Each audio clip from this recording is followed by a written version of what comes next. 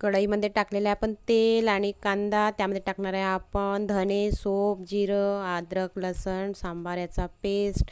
त्याला एकत्रितरित्या करून घ्यायचं आहे आणि टाकलेलं आहे मी त्यामध्ये थोडं तिखट, हळद आणि चवीपुरतं टाकणार आहे मीठ आणि त्याला व्यवस्थितरित्या परतवून घ्यायचं आहे. आणि परतून झाल्यानंतर त्यात आपण एक टोमॅटो बारीक चिरलेला टाकून घेऊया आणि त्याला छान असं शिजू द्यायचं आहे. शिजून झाल्यानंतर त्यात टाकलेली आपण थोडी चण्याची डाळ आणि त्याला आता आपण चण्याची डाळ त्याला व्यवस्थितरित्या शिजू द्यायची आहे.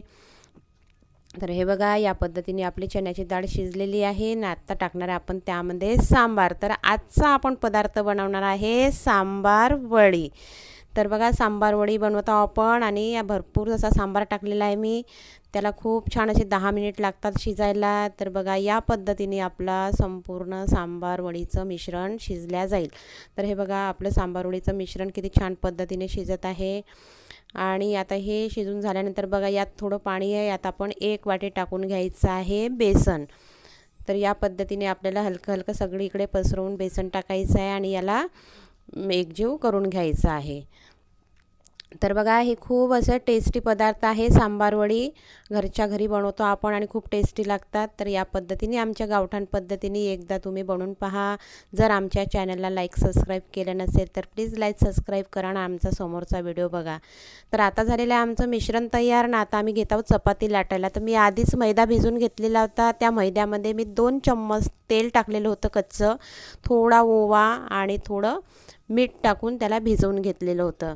तर बघा आता आपण चपाती लाटून घेत आहोत. चपाती लाटून झाल्यानंतर त्याला पूर्ण साईडला असं पाणी लावून घ्यायचं आहे.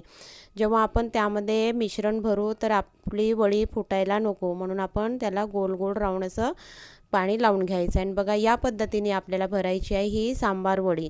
बघा या साईडचा पण आपण असा काठ दाबून घ्यायचा आणि दोन्ही साईडचे सुद्धा आपल्याला असे काठ दाबून घ्यायचे आहेत.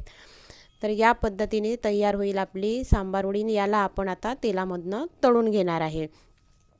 तर जास्त गरम तेल होऊ द्यायचं नाही. जास्त जर गरम तेल झालं तर आपली सांबार वडी जळून जाईल आणि आतमधनं कच्चीच राहील. म्हणून बघा थोडं कमीच गरम तेल होऊ द्यायचं आणि त्यामध्ये आपण सांबार वडी शिजवून घ्यायची आहे.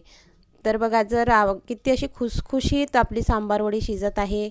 हे बघा जळलीसुद्धा नाही आणि छान व्यवस्थितरित्या शिजत आहे. बघा अशी खुसखुशीत झालेली आहे आपली सांबार वडी. आणि आता आपण याला प्लेटमध्ये काढून घेऊया. तर बघा मंडळी खूप छान अशी गावठाण पद्धतीने आम्ही बनवलेली आहे सांबार वडी. आता आमची सांबार वडी झालेली आहे.